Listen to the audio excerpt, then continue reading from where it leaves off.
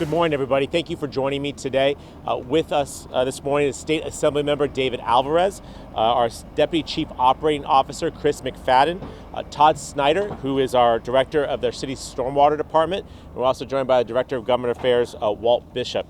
We're here at Marie Weidman Park in Encanto to highlight the city's efforts to maintain our stormwater drainage systems and how legislation that was sponsored by the city and authored by Assemblymember Alvarez will help us streamline this critical work. Behind us, you see city crews working to clear debris from a channel that cuts across the park that we're at this morning. Now, this is a small-scale follow-up to maintain this channel after it underwent a major cleaning project as a part of 18 miles worth of emergency maintenance that was performed after the January storms. This was about 10 months, this is about 10 years worth of work that was performed in just 4 months. Were it not for the emergency declaration associated with the January 22nd storm, it could have taken up to 2 years to secure the necessary approvals to perform the kind of extensive maintenance that we completed last spring. Now, while having our storm channels clear would not have prevented the flooding on January 22nd, because it was a highly unusual, extremely concentrated downpour that was so extreme that it was classified a federal natural disaster, it is still a wake-up call to all of us that climate change will be bringing far more frequent and intense storms that we must be ready for. And that's why the city sponsored Assemblymember Alvarez's legislation to cut bureaucratic red tape and allow us to do this critical work faster. And as a result of the Assemblymember's good work, we now have the ability to cut approval time for CEQA review for these kinds of projects from what used to be 1 to 2 years to being completed in just a matter of months. That's a big deal. These bills also remove some of the administrative hurdles that were preventing us from taking a more proactive approach to clearing our stormwater channels, another critical step to reducing the risk across our city. Now, the maintenance of the city's 69-mile channel inventory will qualify for an expedited CEQA review under the new laws the Assemblymember helped to pass. And to ensure that we can pay these crews to keep cleaning these channels, I've included additional funding in this year's city budget to continue maintaining the channels at the service levels that we need them to be at for our next rainy season. Now, this funding is on top of the city's federal loan that we received back in 2022 that helped finance up to $733 million in upgrades to our stormwater infrastructure over the next 5 years. And that includes $235 million that will be invested in 26 separate projects in the Choias Creek watershed to enhance stormwater and drainage systems throughout the area. Now, we will still face a significant challenge to upgrade and modernize our entire stormwater system, which is estimated at about approximately $1.6 billion worth of needs. This problem did not just appear overnight. It's the result of decades of accumulation of challenges, and so therefore it's going to take some time to repair. But as you see, right now we're on it. The federal loan I just mentioned a moment ago represents a down payment on that work, and we'll continue to work with our state and federal partners to make sure that we have the resources necessary to finish the job. Now, along with homelessness, housing, and public safety, infrastructure will continue to be a top priority for my administration and the city of San Diego. And it's key to becoming a world-class city that I believe we are destined to be. And I will tell you that work was just made a lot easier thanks to the good work of Assemblymember David Alvarez, who I'm pleased to turn the podium over to. Assemblymember? Thank you. Thank you, Mayor. Thank you to Mayor Gloria. I want to thank as well the men and women who work for the city and those that are working here today. We always appreciate their work. Without the collaboration of the City of San Diego in the legislation that was just mentioned that I had the opportunity to author, we would not be here today announcing this significant step forward. Assembly Bill 2501 and Assembly Bill 3227, that's their actual number of the two pieces of legislation that were referenced by the mayor, are in response certainly to the flooding events that happened in January here in San Diego, but also to the work and the effort that the mayor has talked about that's being put forward. We want to aid in that effort. We want to be helpful. We want to make sure that government isn't in the way. And that's what these bills are really about. How do we get the government out of the way of allowing cities and counties, certainly San Diego, but also other cities, all the other cities in San Diego County and the county, to do this good work. The storms are obviously catastrophic. We all know, you've all covered them extensively.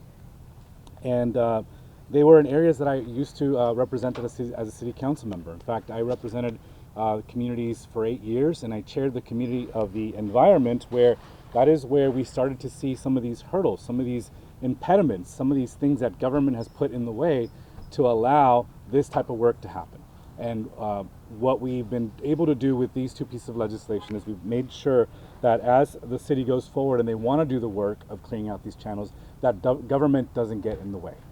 That we have the streamlining process so that we reduce years worth of permitting and waiting and going back and forth to now hopefully months at maximum, so that the work can get started as soon as possible.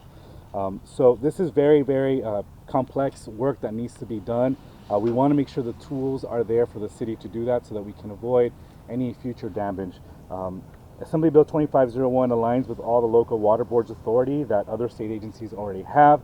This would allow the city to, once again, streamline and ensure that what others already do, which is to allow permitting to happen a lot quicker, to happen for the city of San Diego. These are two big major wins for the city of San Diego, for our entire region, and I'm really proud that I was able to be part of solutions, because that's what our job is as elected leaders, is we need to find solutions to the problems that our communities face. These two bills are solutions that we are providing for the city as they make that long-term commitment of making sure that all those miles and miles and miles of storm channels that have been concreted over and that have seen invasive vegetation that is not natural to the environment accumulated and created those clogs that we saw create a lot of the overspills and the flows as a result of the rains in January. So it is a no-brainer to make it easy and simple for routine maintenance that the city wants to do, to allow them to do it as quickly as possible. That's what these bills are about. And so with that, I just want to again acknowledge and thank the City of San Diego, Mayor Gloria, for the commitment here, not just short-term but long-term, to ensuring that we maintain these channels. Now they have the tools, now they have the support that they need from the state government, and now the city is doing what they need to do. And I'm confident and in saying that we have the right tools in place, and now we must implement them. And again, thanks to the men and women who are here who do that work every day to keep us all safe. Thank you, Mayor Gloria. Thank you, Assemblymember. When we sent David Alvarez to Sacramento, we knew he'd stay focused on San Diego and find solutions for our community up in Sacramento. With these two bills, he has 1,000% done that. And David, I thank you so much for your leadership. I want to get these folks back to work, but let me just sum up with this. This is a significant challenge. When I think about our city's infrastructure deficit, stormwater is the biggest single component. A lot of folks talk to me about the roads, and yeah, we got to fix those too, but stormwater, $1.6 billion worth of need, is an enormous challenge to our city. We have successfully competed for over $700 million in federal loan funds to help address that $1.6 million gap. And while we still have to find more resources, more revenue, what Assemblymember Alvarez has done with these two bills means that the limited resources that we have can go farther, because we're able to get approval for these kinds of clearing projects faster, not measured in years, but measured in months. And that means you're going to see a lot more of this work all over the city. And as a result, our city will be more prepared for our changing climate, and we'll be able to better protect properties all across our city. So today is really great news. I appreciate the chance to share with you. And the Assemblymember and myself, as well as our city staff, are available for any questions folks may have. Kelly, of course. Two things. One thing, it seems like in plain language, you're basically saying these two bills help you get the work done faster, right? Correct. More work done, and it can be done faster. And second, what do you tell those people in Mountain View who still say they don't see enough happening out there? Should they expect to see a lot more of this in the coming months, weeks? Yeah, and I might ask Todd Snyder, our Director of Stormwater, to tell you some more about it, but I can say this. In the aftermath of the storm, the emergency declaration that I authorized allowed us to clear over 18 miles of storm channels, doing what would have taken multiple years to do in a very short amount of time. Then we followed that up with an augmentation to our city budget to make sure that we have the dollars right now to maintain them. This is not the first time this piece of channel has been maintained this year, and it probably won't be the last time. That's a reflection of those additional dollars in the budget. And then those same communities will soon see hundreds of millions of dollars of investment, thanks to the federal investment from the Biden-Harris administration, to do long-term capital improvements in that area. All of this together will certainly improve the situation, but a reminder that what we experienced in San Diego on January 22nd was a 1,000-year storm. There is no way to build infrastructure to adequately account for that, and so we have to be more climate resilient, and that's where the Assembly member comes in. By modifying state laws to be more reflective of where we're at today means that we'll be much more able to respond to this changing climate, and that's why I'm definitely grateful to him. Todd, is there anything you want to add for the folks in the Mountain View areas and other impacted zones of what they may see in the next few months? Give your name and title. Yeah, Todd Snyder, Director of the Stormwater Department. So thank you, Mayor. As the Mayor mentioned, those 18 miles that we cleared during the emergency, 12 of those miles were in Chollas Creek watershed, including many in Mountain View. So we're committed as a department to continuing to keep up the maintenance in those communities and to keep those channels clear. And in fact, to do that, we've added an additional channels team to our department's efforts to make sure that we have more boots on the ground support to clear those channels. So that's how I would respond to the community. Just to be clear though, so before it's like, okay, we needed all this emergency approval and all that stuff. Are these new bills basically taking all that away so that that won't be the hurdle should it happen again? So the new bill is really focused on the CEQA review and compliance process. There's many different permits we have to get from many agencies. These bills address a really important piece of the process, which is CEQA. So that's the piece in our review time that's going to be reduced from, a year or more down to a matter of months. And Kelly, if I may add, I would say there's always challenges in doing this work.